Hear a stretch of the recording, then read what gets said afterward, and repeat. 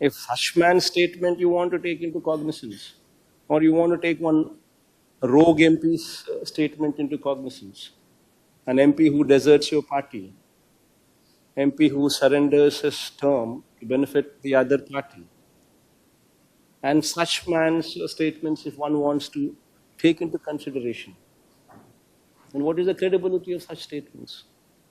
See, what is very important is, there should be some credibility in whatever you're trying to say. See what Mithun Reddy asked. He said, these people build one cock and bull stories and said that these people have met someone. Mithun Reddy asked a simple question. If we would have met, show me the Google takeout. And how am I connected? What is a fair question? But there's no reply to it. And everybody who's there, for instance, the CMO, how is CMO connected? Show me one single signature. One single signature. I've shown you 3 signatures of Chandrababu Naidu. Show me one signature where the file came to CMO. And where is the question of CMO people being arrested, except for harassment? See, if such were to be the case, anybody can name even Modi and Amit Shah also. Who's stopping? Tomorrow, Congress government in any Karnataka state can also get one BJP MP, a rogue BJP minister or an MP or leader, come and give one statement against Amit Shah or Modi. That will suit some purpose. Then one BJP during one ex-Beverages Corporation MD, who happens to be during a corporation MD during BJP's regime, all what they need to do is they need to just bring in, harass them, and give one statement.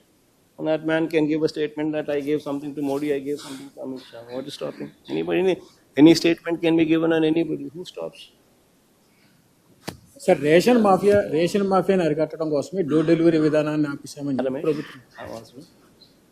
Ration మాఫియాని అరికట్టడం కోసమే door delivery విధానాన్ని ఆపేశామని చెప్పి ప్రభుత్వం చెప్తుంది. పవన్ కళ్యాణ్ గారు చెప్తున్నారు 1600 కోట్ల రూపాయల అవినీతి జరిగింది. రేషన్ మాఫియా పెరిగిపోయింది, దాన్ని అరికట్టడం కోసమే డోర్ డెలివరీని ఆపేశాము. అదేవిధంగా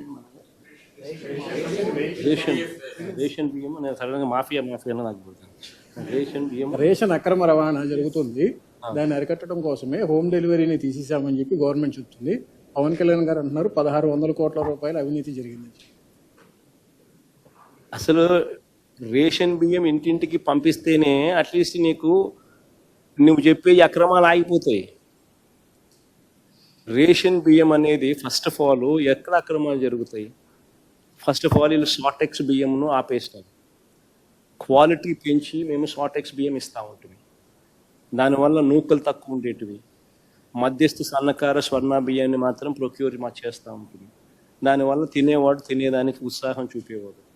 ప్లస్ వీళ్ళెవరూ కూడా ఇబ్బంది పడకోకుండా ఇంటింటికి పోయి, ఇంటి వీధి చివరి దగ్గరికి పోయి, బండి అక్కడికి పోయి అక్కడనే డెలివరీ చేసేది. స్టాండ్ బై కింద వాళ్ళు మళ్ళీ సాయంత్రం పూట సచివాలయం దగ్గర బండి పెట్టుకొని అవైలబుల్గా కూడా ఉండేవాళ్ళు, ఎవరైనా మిస్ అవుట్ అయిపోతే.